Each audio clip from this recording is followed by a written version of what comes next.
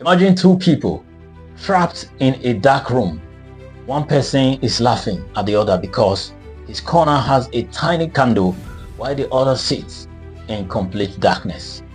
He feels successful. He feels superior. But there is one problem. Neither of them has found the exit. Both are still trapped in the same room. This analogy perfectly captures one of the most dangerous mindsets holding back individuals, communities, and even entire nations. The "I better pass my neighbor" mentality. It is the habit of measuring success not by how far you have come, but by whether someone else is doing worse than you.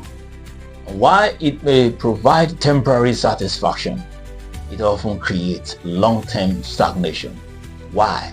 Because comparison is one of the most powerful psychological traps humans fall into. Behavioral economists call it relative success. Instead of asking, "Am I progressing?" people ask, "Am I doing better than him?" The result is that many people stop striving for excellence once they are slightly ahead of someone nearby. Think about education. A student scores 55% and celebrates because his friend scored 40. But globally, both scores may be far below the standard needed to compete in today's knowledge economy. Instead of asking, "How can I become world class?" the question becomes, "At least I am not the worst." The same mentality appears in politics. Many citizens judge leaders not by international benchmarks, but by local comparison. The governor faces a few roles and people say he is better than the previous governor. The president performs slightly better than a predecessor and supporters declare victory. But the real question should be different. Are the schools improving? Are hospitals functioning? Are jobs increasing? Is the quality of life reaching global standards? Being slightly better than failure is not the same as achieving success. The business world offers another example. Some businesses celebrate being the biggest in their neighborhood while ignoring global competition. Meanwhile, companies in countries like South Korea, Singapore, China, and the United States constantly benchmark themselves against the best in the world. That is why they innovate. That is why they grow.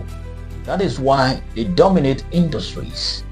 They are not competing with the shop next door.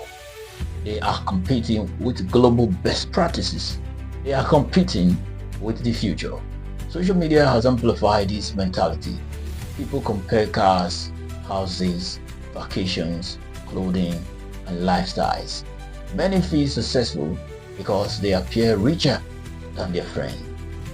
But appearances are not achievements. A person can look successful online while drowning in debt offline. The obsession with looks or looking better than others often replaces the harder task of becoming better than you were yesterday. Even in families and communities, comparison quietly shapes behavior.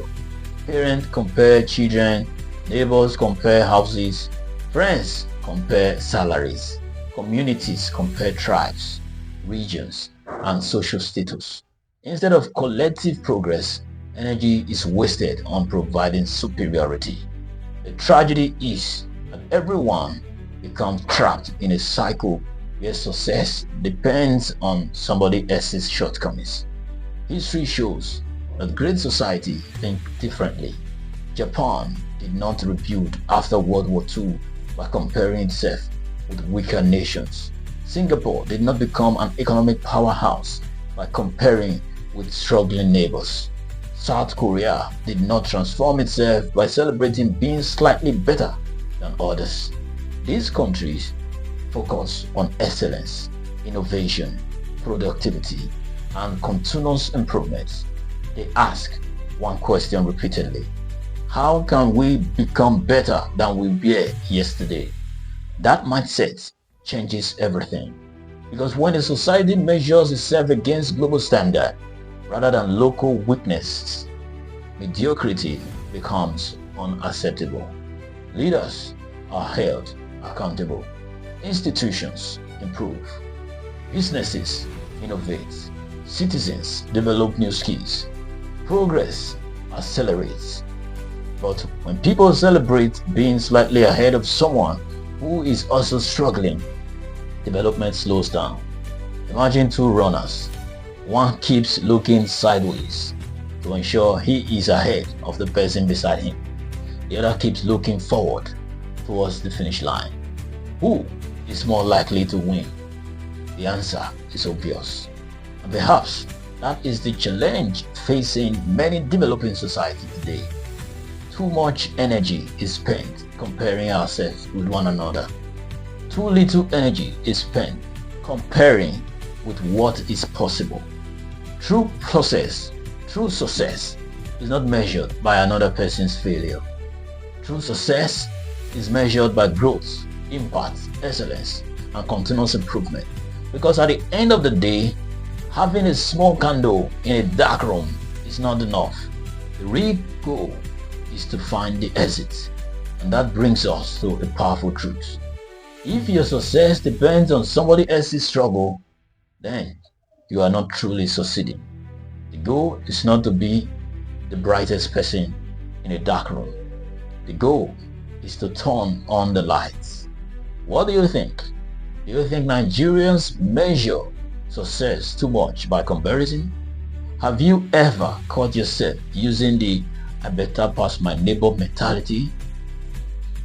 Share your thoughts in the comments. And don't forget to leave a like and subscribe for more deep dives into the analysis on the Global Brief NG. I remain yours truly, Joseph Osaimo Iguare, aka Jojo No Money. I'll see you in my next post.